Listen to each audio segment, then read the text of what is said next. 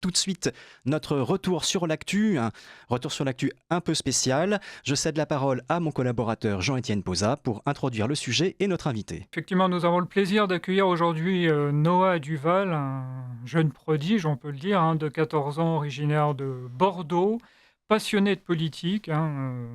Noah connaît l'échiquier politique français, allez, sur le bout des doigts, alors que ses camarades passent leur temps libre sur des jeux ou au sport. Lui préfère les débats de la chaîne parlementaire et les rencontres avec des figures politiques. Via, je vous le rappelle, son compte Instagram, le sourire-du-bas politique, suivi par des milliers d'abonnés, et puis aussi TikTok. Il propose des interviews courtes et dynamiques, dans un style accessible qui séduit, la jeune génération. Donc Noah se rêve journaliste politique et à n'en pas douter, il est déjà sur la bonne voie. Bienvenue Noah sur Radio Courtoisie. Bonjour, bonjour à vos auditeurs et merci de m'avoir invité ici dans votre studio. Bien, c'est nous qui sommes ravis de te recevoir au micro du RC Mag. Jean-Étienne, je vous en prie, votre première question. Alors Noah, à seulement 14 ans, tu es déjà une figure qui intrigue par ta passion pour la politique. Peux-tu te présenter en quelques mots et nous dire ce qui t'a donné cette envie de t'y plonger si jeune? Alors, donc j'habite à Bordeaux, je suis née à Bordeaux, donc j'ai 14 ans. Mhm, Depuis tout petit, je suis passionnée d'histoire, mhm. beaucoup de la mythologie, surtout la mythologie grecque. Et après, avec les élections présidentielles de 2022, petit à petit, ça m'intéressait, voir les débats à la télé, tout ce qui se passait. Et après, ça a été un véritable déclic pour moi. L'histoire était ma passion et c'est devenu la politique. D'accord. Et qu'est-ce qui t'a attiré dans la politique au départ? Était-ce, je sais pas moi, un événement particulier, une discussion en famille ou peut-être une visite comme celle de l'Assemblée nationale que tu as évoquée dans d'autres interviews? Alors déjà, il y a l'histoire, comme Mhm, je l'ai dit, mais aussi, par exemple, comme vous l'avez dit, la visite de l'Assemblée nationale, où je vois vraiment ce qui se passe. Et quand j'ai vu un peu l'hémicycle, mhm. ça a été aussi un déclic. Et après, sinon, les discussions en famille. Je trouve au repas de famille, je pense qu'on est beaucoup à parler politique au repas de famille. Et c'est aussi avec tout ça que ça m'intéresse. Typiquement français, effectivement. Et passionnant, ouais. Tu compares souvent d'ailleurs la politique à un jeu vidéo avec des débats et des combats. Qu'est-ce qui te fascine dans cette idée de stratégie ou de mystère? Hem, Ce que je compare à des jeux vidéo, ce sont les débats. Je les compare parce qu'il y a deux, au minimum, ou plusieurs personnalités, par exemple, comme on a vu au débat aux élections européennes, qui confrontent leurs idées. Et ça me mmh fait un peu penser aux jeux vidéo où ils se combattent un peu. Ils combattent. d'accord, Avec des mots. C'est ça. Sans armes ni pistolet. d'accord. Donc stratégie et mystère, donc ça te parle donc? C'est ça. Bah. Et sur ton compte Instagram, tu interviews des figures politiques avec beaucoup de sérieux. Comment prépares-tu, alors ça, c'est intéressant de le savoir, tes questions? Et est-ce que ton père, qui est d'ailleurs présent, qui t'aide parfois, t'influence dans tes choix? Alors, je prépare mes interviews et après, je lis mes questions à mon père, à Mmh. mes parents, mais surtout à mon père qui m'aide beaucoup. Au tout début, puisque j'étais un peu perdue dans les interviews, il m'aidait beaucoup sur les questions. Mais après, je deviens autonome de plus en plus. D'accord, Notamment ce matin avec Yael Brun-Pivet, la présidente de l'Assemblée nationale, mes questions, je les ai décidées seule. d'accord. Mais après aussi, il n'y a pas que mon père, il y a aussi ma sœur qui m'aide beaucoup au niveau de la communication du compte, qui a Ah, fait, toute la nouvelle communication, le nouveau logo qui est sorti, cet été. d'accord, donc c'est elle qui gère un peu ton compte Instagram, C'est ça. Je m'occupe du montage et elle s'occupe aussi des fois, des montages, notamment des vlogs quand on est allé à Paris ou sinon, de tout ce qui est donc logo, les actus du jour et cetera. D'ailleurs, tu parles de ta sœur, mais je me rappelle que je ne sais pas si c'est toujours d'actualité, mais souvent, elle te pose des questions parce que voilà, elle aime entendre un peu tes conseils non? Pas trop, ça va. Ça va? Ça va, pas trop. Bah, Mais sinon, en résumé, c'est ta responsable de la communication numérique. C'est ça, exactement. D'accord. Et comment, et par rapport à tu dis vouloir rester, neutre et représenter tous, les partis.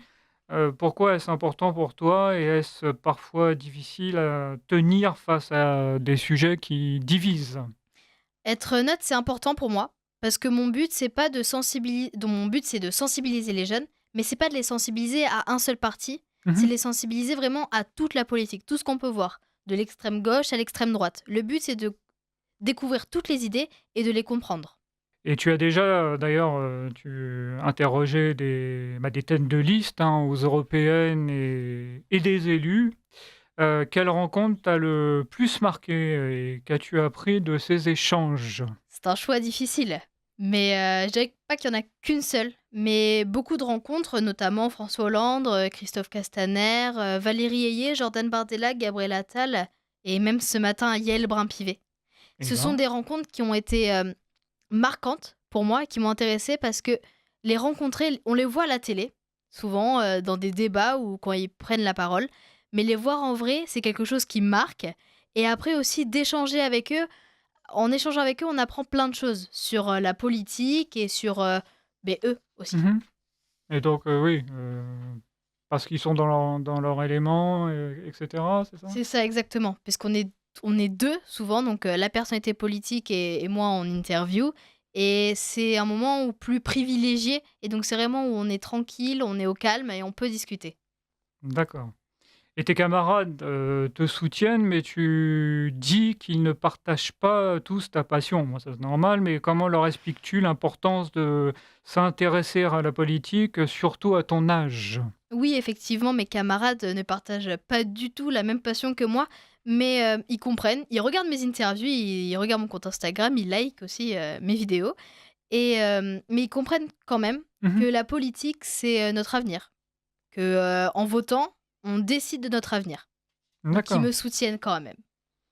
Et ils te posent, enfin, je peux enfin et tes professeurs, tout ça, ils te posent des Hem, questions, enfin, tu les as ça t'a permis de voilà, de mes les professeurs, motiver un peu?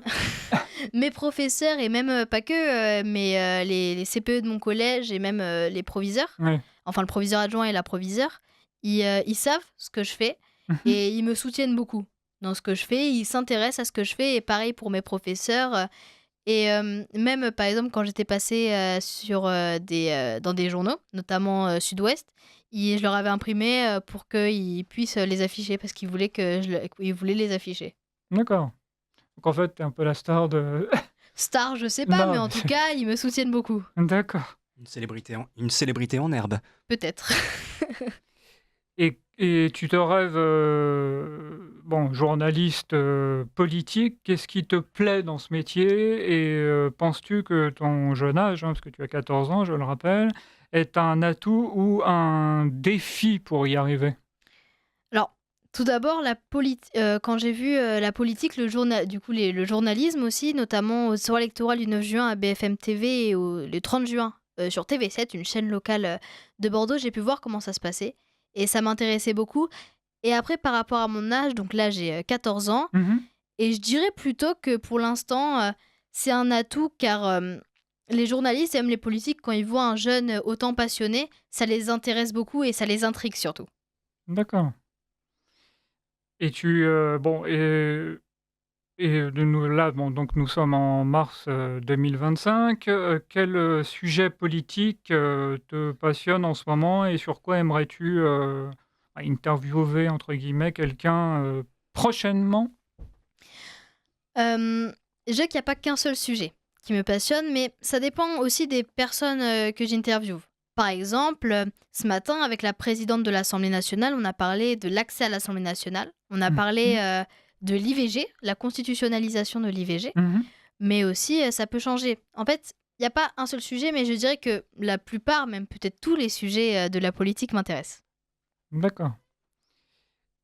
Vous avez une question, Jean-Édouard, peut-être? En fait, je me demandais la chose suivante, compte tenu de toute l'expérience que tu accumules au fur et à mesure, est-ce que tu envisages de lancer ton propre, média, déjà? Et est-ce que tu envisages, après le baccalauréat, une école de journalisme ou de te lancer directement, grâce à l'immense réseau que tu es en train de te créer, de te lancer directement après le bac dans le journalisme professionnel?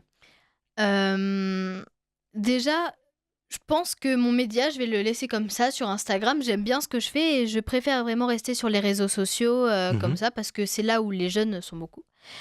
Après le bac, le but c'est de continuer les études parce que je sais pas si est-ce que après le lycée, je serai encore en train de faire des interviews, mais je pense que quand même je ferai des études et je m'aventurerai pas dans un grand bain des médias. D'accord. D'accord. Et pour les auditeurs de Radio Courtoisie, bon, qui apprécient évidemment les voix libres et engagées, qu'aimerais-tu leur dire sur ce que la politique peut apporter aux jeunes comme toi? Si je devais dire une chose aux jeunes, ce serait, comme je le dis à mes camarades, de comprendre que la politique, c'est notre avenir. La politique, en regardant par exemple mes vidéos, Mhm. on comprend la politique. Par exemple, je fais des questions d'actualité ou par exemple au Congrès. Le but, c'est vraiment de, de faire comprendre aux jeunes que la politique, en votant, on décide de notre avenir. Par exemple, on peut se dire, les jeunes, ils peuvent se dire, oui, la politique, c'est quelque chose pour les personnes âgées. Mais pas du tout.